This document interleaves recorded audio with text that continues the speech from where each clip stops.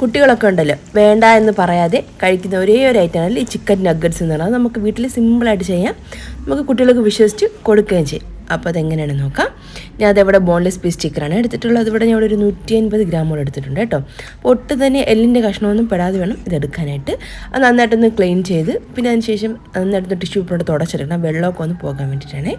അതിനുശേഷം ചെറിയ ചെറിയ കഷ്ണങ്ങളൊക്കെ ഒന്ന് മുറിച്ചെടുക്കാം. പിന്നെ 2 നല്ല പഴുത്ത മുളക് ഉണ്ടെങ്കിൽ അതെടുക്കുന്നതായിരിക്കും നല്ലത് കേട്ടോ. പച്ചമുളകിനേക്കാളും അതാണ് നല്ലൊരു ഫ്ലേവർ കൊടുക്കുന്നത്. പിന്നെ ഞാൻ അതവിടെ ഒരു 5-6 അല്ലി വെളുത്തുള്ളി എടുക്കുന്നുണ്ട്. അതിൻ്റെ തൊലിയൊക്കെ ഫുള്ളായിട്ടൊന്ന് കളഞ്ഞിട്ടൊന്ന് എടുക്കാം.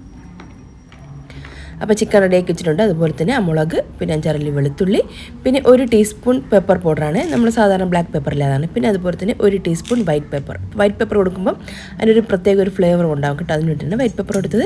പിന്നെ 1 ടീസ്പൂൺ ഉപ്പ് ചേർത്തെടുക്കുന്നുണ്ട്. അതുപോലെ തന്നെ 1 ടീസ്പൂൺ ഓണിയൻ പൗഡറാണ്. ഈ ഓണിയൻ പൗഡർ ഇല്ലയെന്നുണ്ടെങ്കിൽ ഒരു 4-5 കഷ്ണം ചെറിയ ഉള്ളിയോ അല്ലെങ്കിൽ ചെറിയൊരു കഷ്ണം സവാള ചേർത്ത് കൊടുത്താലും മതിയാകും. അതിനുശേഷം നന്നായിട്ടൊരു മിക്സിയുടെ ജാറിലേക്ക് അത് കുറച്ച് കൂടുതലാണെന്നുണ്ടെങ്കിൽ കുറച്ചായിട്ട് ചേർത്ത് നന്നായിട്ടൊന്ന് അരച്ചെടുക്കുന്നുണ്ട്. ഇനി അരച്ചെടുത്ത ഒരു കൂട്ടിലോട്ട് നമ്മളൊരു 2 ടീസ്പൂണോളം ഒലിവ് ഓയിലും കൂടെ ചേർത്തിട്ട് നന്നായിട്ടൊന്ന് മിക്സ് ചെയ്ത് ഒരു പാനിൽ വെച്ചിട്ട് ഇതുപോലെ നന്നായിട്ടൊന്ന് ഷേപ്പാക്കിയിട്ടൊന്ന് എടുക്കാം. നമ്മളത് കട്ട് ചെയ്തെടുക്കാൻ എളുപ്പത്തിലുണ്ട് ഷേപ്പാക്കി എടുത്തിട്ടുള്ളത്. അതിനുശേഷം ഞാനൊന്ന് ഫ്രീസറിൽ വെച്ചിട്ട് ഒരു അരമണിക്കൂറൊന്ന് ഫ്രീസറിൽ വെച്ചിട്ടുണ്ടായിരുന്നേ.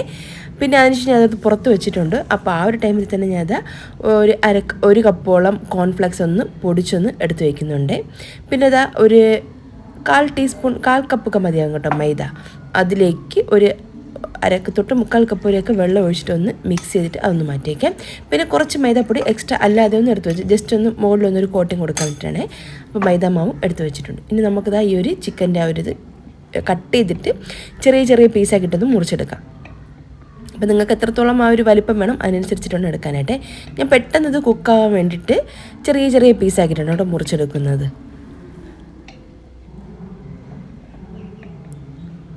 അപ്പോൾ ഇതുപോലെ ഒന്ന് ഷേപ്പായിട്ടൊന്ന് കട്ട് ചെയ്തെടുത്തിട്ട് അതിൽ നിന്ന് ഇങ്ങനെ ഓരോ പീസും എടുത്തിട്ട് ഒന്ന് ഷേപ്പാക്കി എടുക്കാനായിട്ട് ചെയ്യുന്നത്.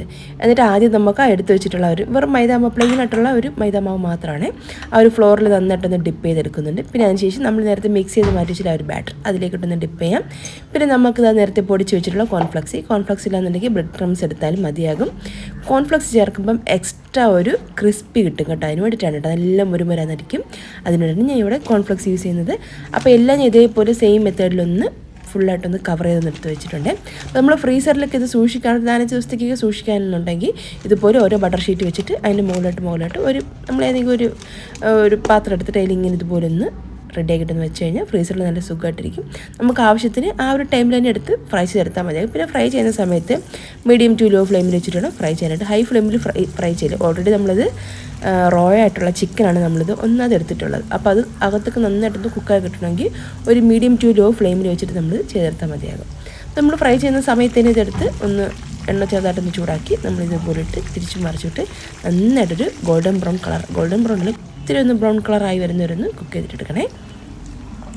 അപ്പോൾ നല്ല ഹെൽത്തി ആയിട്ട്, അതായത് നമ്മൾ കടയിൽ നിന്ന് വാങ്ങിക്കുന്നതിനേക്കാളൊക്കെ ഷോപ്പിൽ നിന്നൊക്കെ വാങ്ങിക്കുന്നതിനേക്കാളൊക്കെ ഹെൽത്തി ആയിട്ട് നമുക്ക് വീട്ടിൽ കുട്ടികൾക്ക് ചെയ്ത് കൊടുക്കാനായിട്ട് പറ്റും. കുട്ടികളിത് വേണ്ടാന്ന് പറയേ ചെയ്യില്ല, അവർ കഴിച്ചുകൊണ്ടായിരിക്കും. എത്ര ഉണ്ടാക്കി കൊടുത്താലും അവർ കഴിക്കും. അത്രയ്ക്ക് ഇഷ്ടമായിട്ട് ഇവിടെ ഉള്ള കുട്ടികൾക്ക്. അപ്പം നിങ്ങളുടെ മക്കൾക്ക് ഇത് ഇഷ്ടമാണെന്നുണ്ടെങ്കിൽ വീട്ടിൽ തന്നെ ചെയ്ത് കൊടുത്ത് നോക്കൂ, തീർച്ചയായിട്ടും ഇഷ്ടപ്പെടും.